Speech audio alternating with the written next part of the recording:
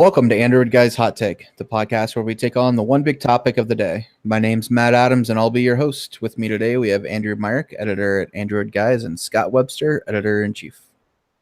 Today, we're talking about the brand new HTC U12 Plus. The phone was officially announced today after many months of leaks. Scott, why don't you go ahead and take us through what we need to know about the phone? Okay, so this is an interesting device. It certainly keeps pace with what you might expect out of a flagship device. HTC really kind of stepped things up a little bit across the board on pretty much most fronts. So I'm not going to compare it to any other devices. I'll just actually give you some of the key specs. This has a 6-inch display, so you're going to get one of the biggest displays that you can get in hand. The 18:9 aspect ratio, 2880 by 1440 resolution, so it's 2K. It's going to be comfortable. You would assume that with that form factor that it's going to sit in your hand pretty nicely. Power is going to come from the Qualcomm Snapdragon 845. That processor comes in at 2.8 gigahertz, and that's supported by 6 gigabytes of RAM and an Adreno 630 GPU. As far as storage goes, you're going to have the option of either 64 gigabytes or 128 gigabytes. And of course, HTC gives you the micro SD card slot, so you can add up to another 400 gigabytes of storage.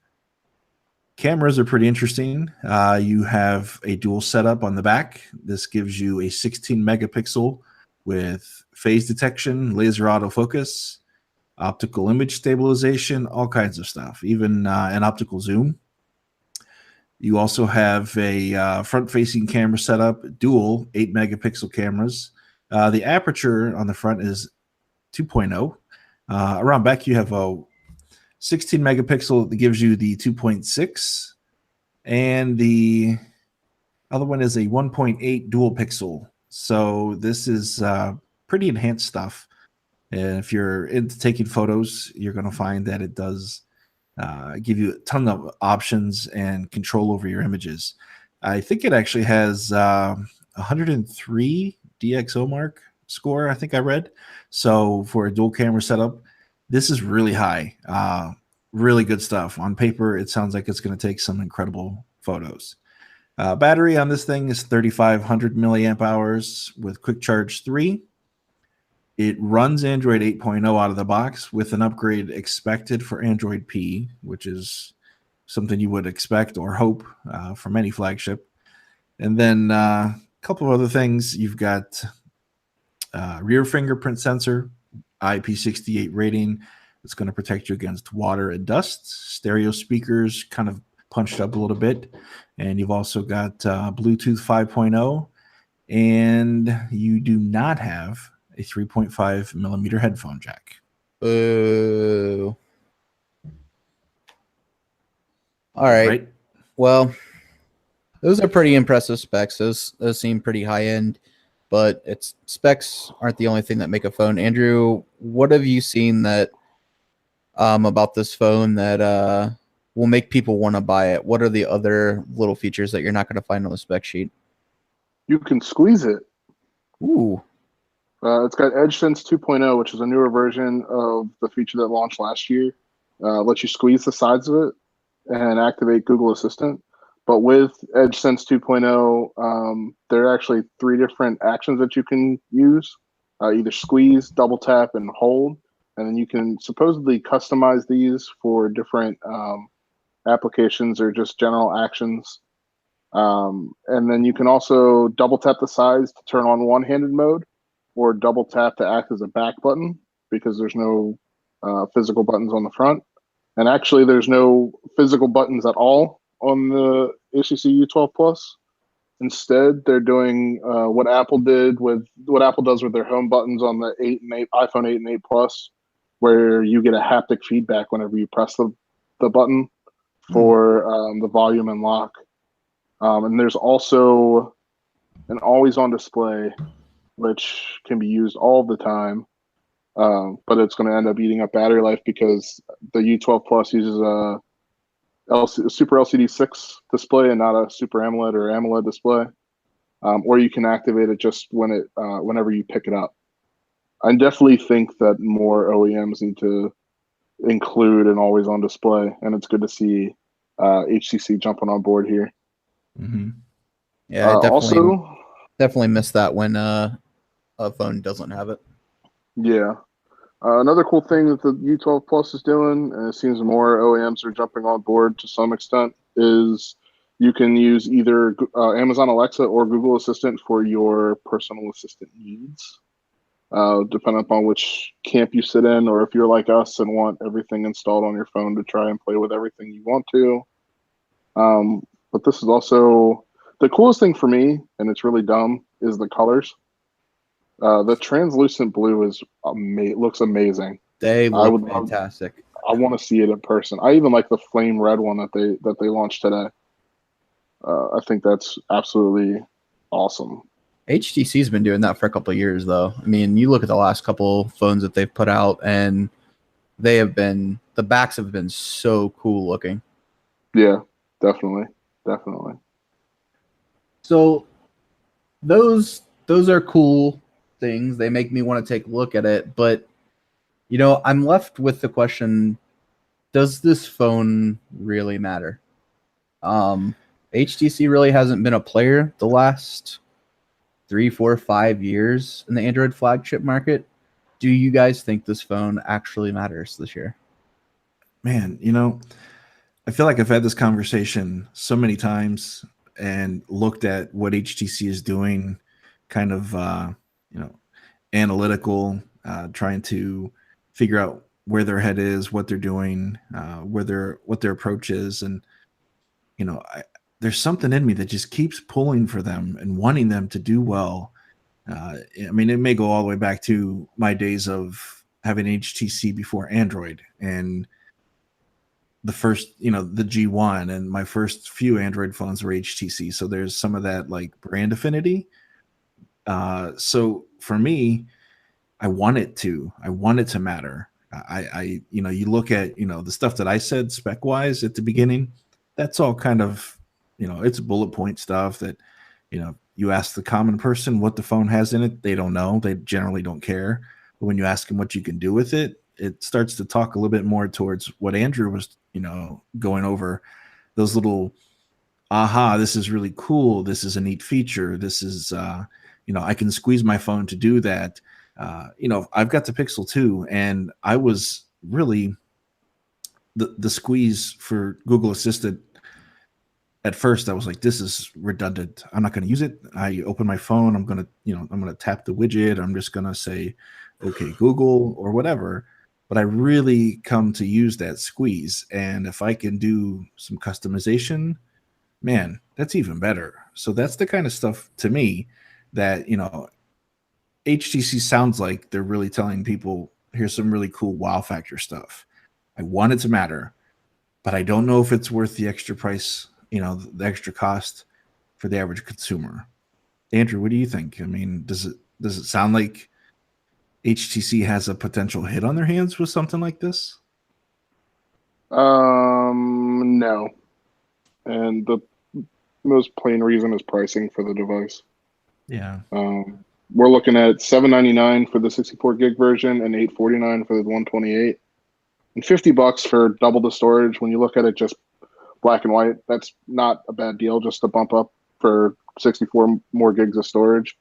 But if HTC really wanted to hit the market and hit it hard, I think it needed to come under or around $600. Yeah. And I think that this is just going to be, because I'm with you. When they released, what was it, the M7 with that all aluminum design and the curved back, I love that phone. That was a sexy phone. It was amazing, and I always wanted HTC. Ever since they started having problems, I've wanted them to do something that makes me excited again. And the U12 Plus makes me excited again, except for the fact that it's $800. Right. Because they're fighting in a price range that they can't compete, because people are going to still go to Samsung or and they just can't compete in that market. They need to do something else. Take a page out of OnePlus. Mm-hmm. I don't know. Yeah. OnePlus is killing it, and HTC could take some notes. I think you're absolutely right, and for two different reasons. The first is this isn't going to be in carrier stores. So, Scott, what you were saying is, people when they see it and they see the things that they can do with it, they're going to want to buy this phone. Most people are not going to see this phone. Like 80 to 90% of phones in the United States are sold in carrier stores. Mm-hmm. And we've seen HTC, I think the last 2 years, they've only been in like Sprint stores. And I don't even think they're going to be in Sprint stores now. So no one's going to be exposed to this phone except for TV commercials. And how are people going to afford, most regular people going to be able to afford this phone if they're not getting it on a payment plan through a carrier? It's just crazy. That's exactly the point. Let's just assume there is exposure and they do run these commercials, and there's just, now we've got Robert Downey Jr., now we've got Gary Oldman, now we have, whatever ad campaign they want to run. If you get that exposure out there and you get people talking about it, then you tell them, hey, you've got to go buy it direct and you're going to pay for it all up front. That sucks as a consumer.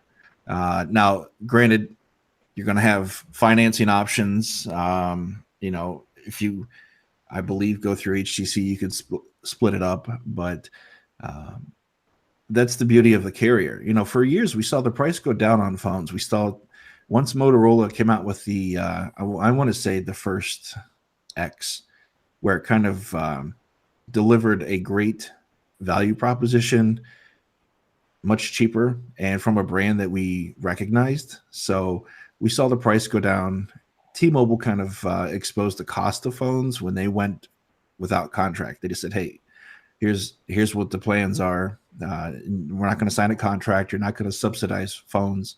So it kind of peeled the curtain back and said, here's what phones really cost.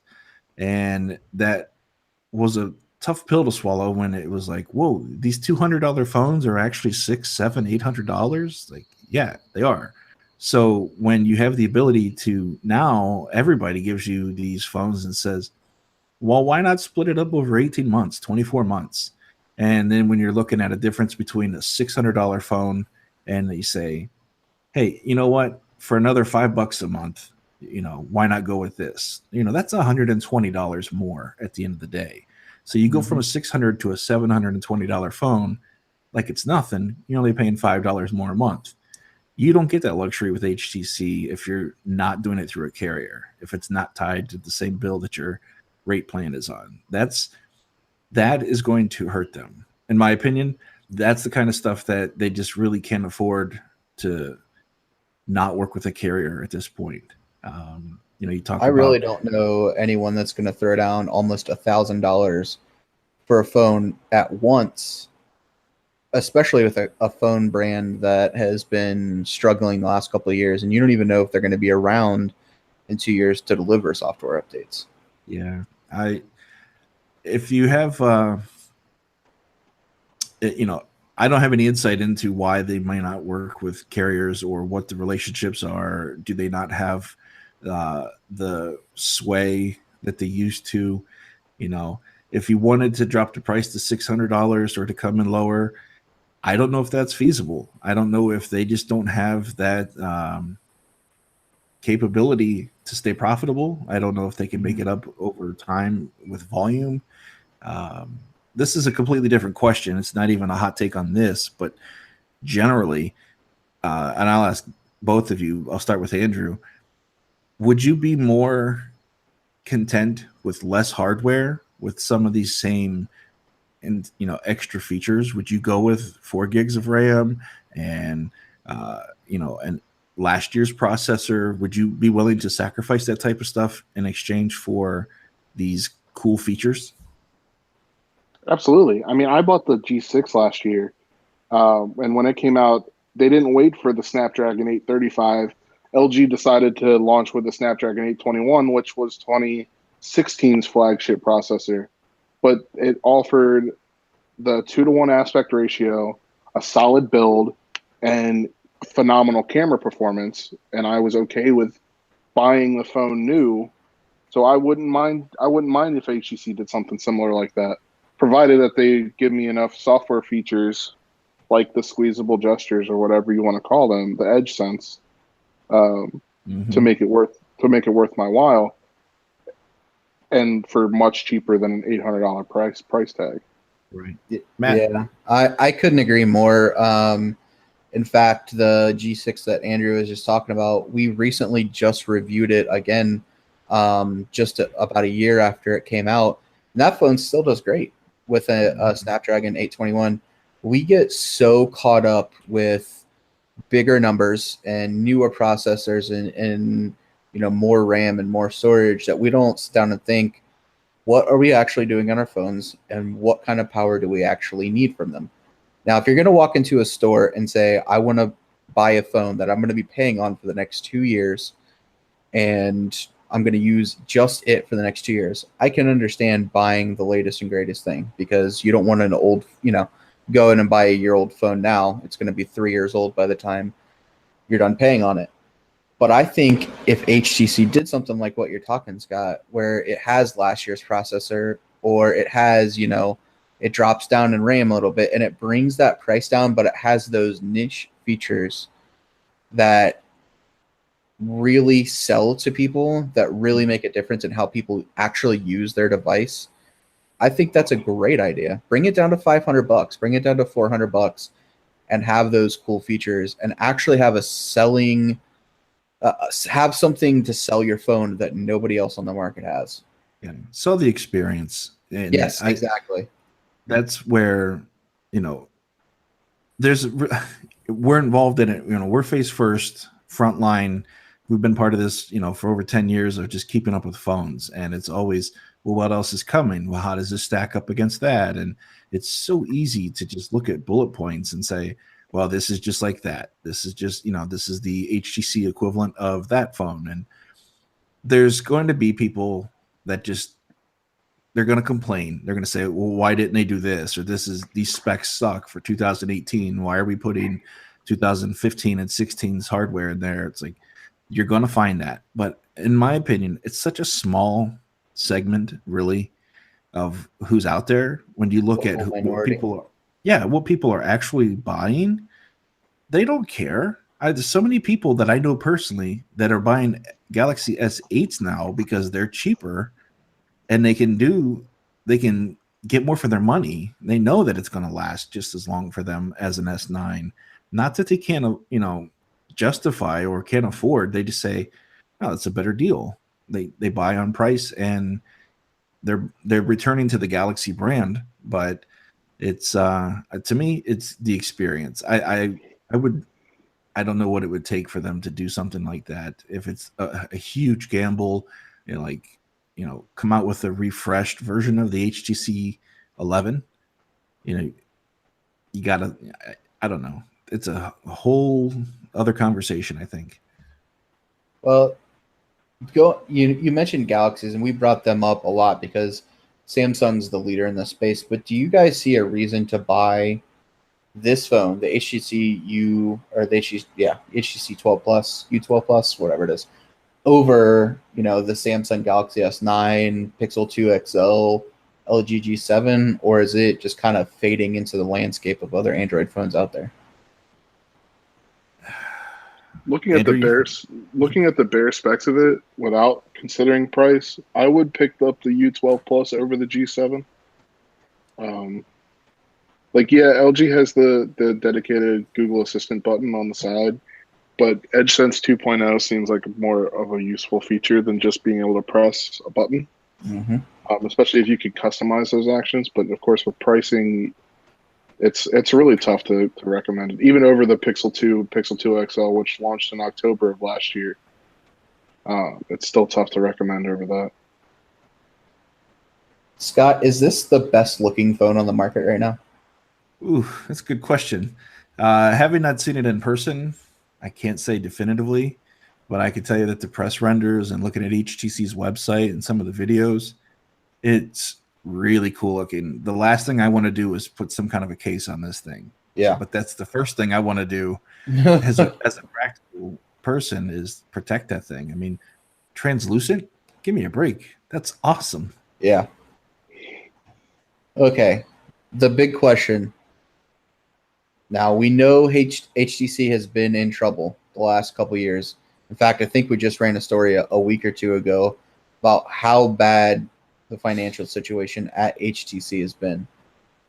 Do you think this is HTC's last flagship? No. Why?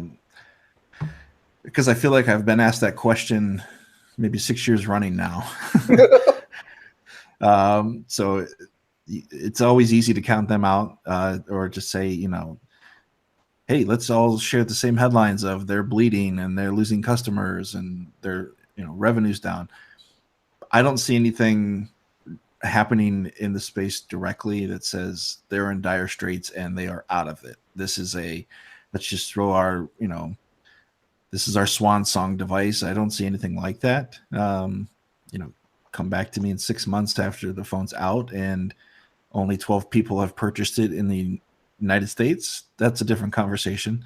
But to say yes or no, I don't think so. Andrew? Yeah, I could see it.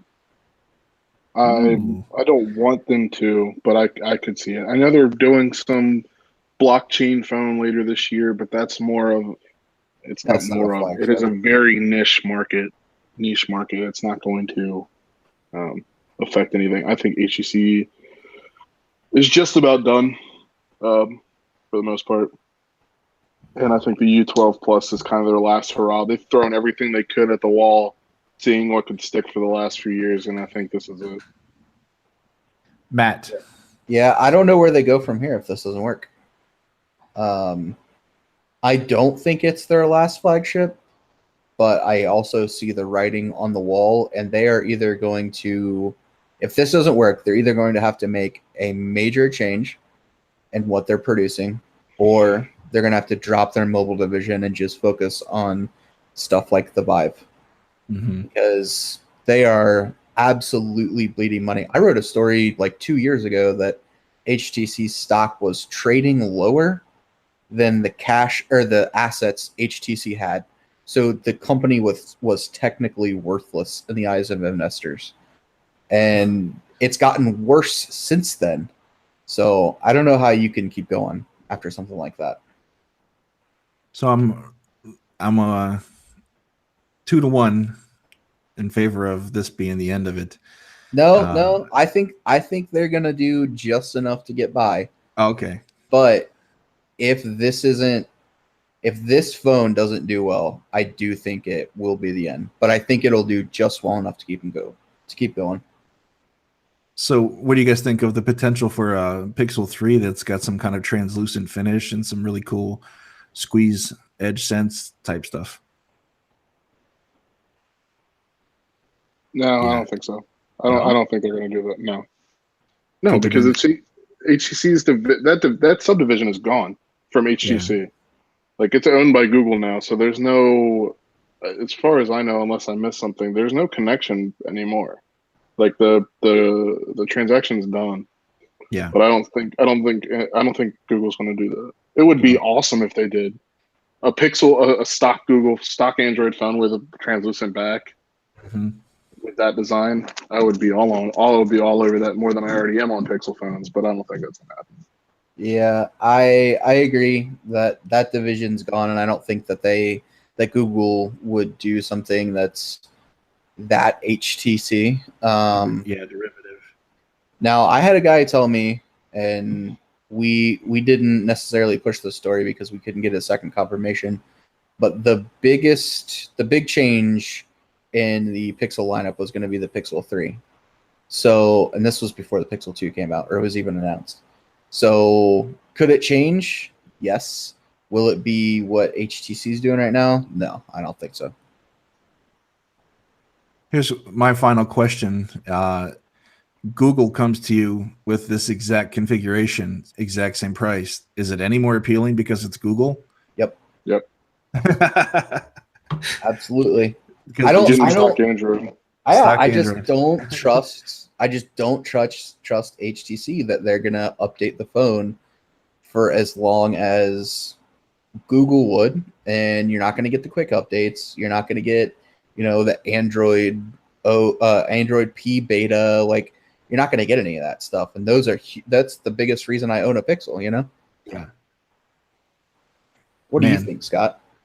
No, I would have to agree. I laugh, but when you think about it, if it's the exact same price and I can choose between the two, I'm going to reach for the Google one, even though I know that it's, nearly identical, but I'm going to go with the one that for the last couple of years has really started to do what I want in a smartphone company and just in the experience, and knowing that, as you mentioned, getting the software updates and being able to get into, beta and just early look at stuff and just kind of be on the front of what Google envisions for Android. That's, going to be why I grab for it. Yeah, just give us a HTC U12 Plus Google Play Edition and just make everybody happy. Just bring back the Google Play Edition to begin with. That's what I'm saying, man. That was the best. Interesting that this isn't even available. Like, they didn't come out and say, "Hey, this is the newest version or the next phone to be added to the Android P beta list." Like, I know. I was kind of surprised by that too, to be completely honest with you. I expected to hear that today. Because it's on 8.0, so it has treble, which is supposedly how all these phones are getting the Android P beta. So, especially a company that needs help like HTC, why would you not do that? Yeah. That's why they need help. They don't do that. Asked and answered. Yep. All right. That's going to wrap it up for today. Thanks for tuning in to Android Guys Hot Take. This is the podcast where we take on one big topic a day. This podcast only happens when big things happen like phone releases, but you can tune in a couple times a week to catch Android Guys in Brief, our podcast that takes on the news of the day. Thanks for tuning in. For Android and Scott, I'm Matt. Have a good day.